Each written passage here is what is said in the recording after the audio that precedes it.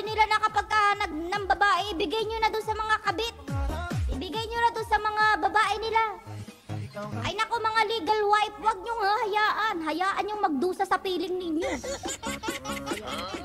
Wag nyo nga hayaan magsaya ang mga kabit at saka yung mga asawa ninyo. Ay patago daw nagkikita. O ano ngayon? Patago naman. Ayan. May girlfriend ka nga, may kabit ka nga, patago naman. Ayan.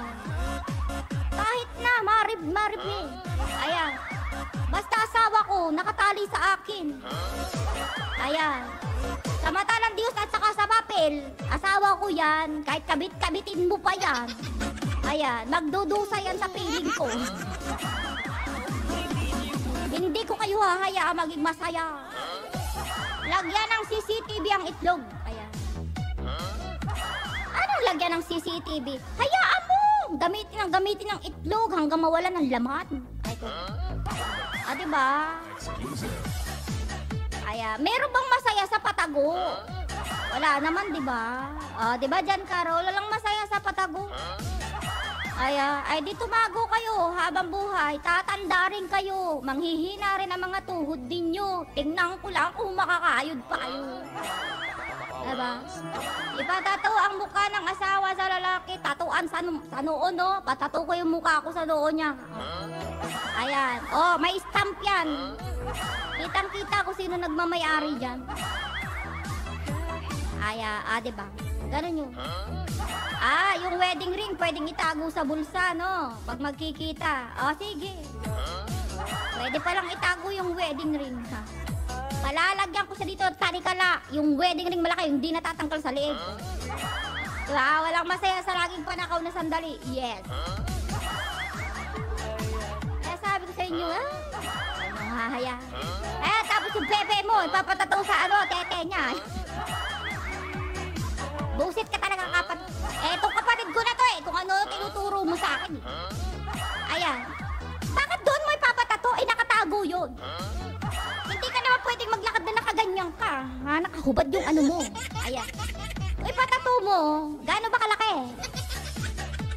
Dito. Ayan. Sa mukha. Lagyan mo ng pangalan. Bakit mo ipapatato dito?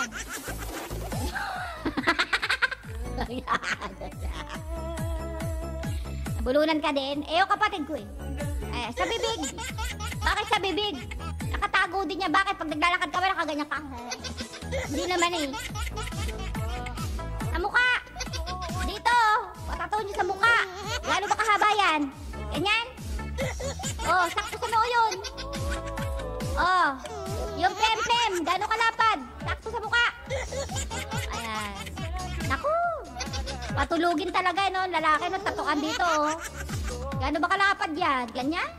Pagkakalapad. Para makakapanampal na. Ayan. Sa labi nga, yung hugis ng labi niya. Ayan, para mukha agad, pwede rin. Unfair naman yun, Maripe, pagka sa labi. Ang liit paano ko yung akin pala malaki? Unfair yun. Naku, napulaan pa yung akin. Maliit pala naman yung kay Ana Ponce. Di sa mukha ang gusto ko. Para malapad. Paano pag ang labi niya kasing liit ng labi ni R.A.? Ano yun, baby?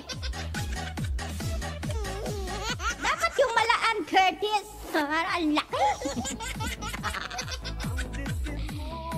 Mga musik talaga kayo. Linggo-linggo, dinidemonyo yung utak ko, Hoy. Etong kapatid ko na to, kung ano yung tinuturo mo sa akin.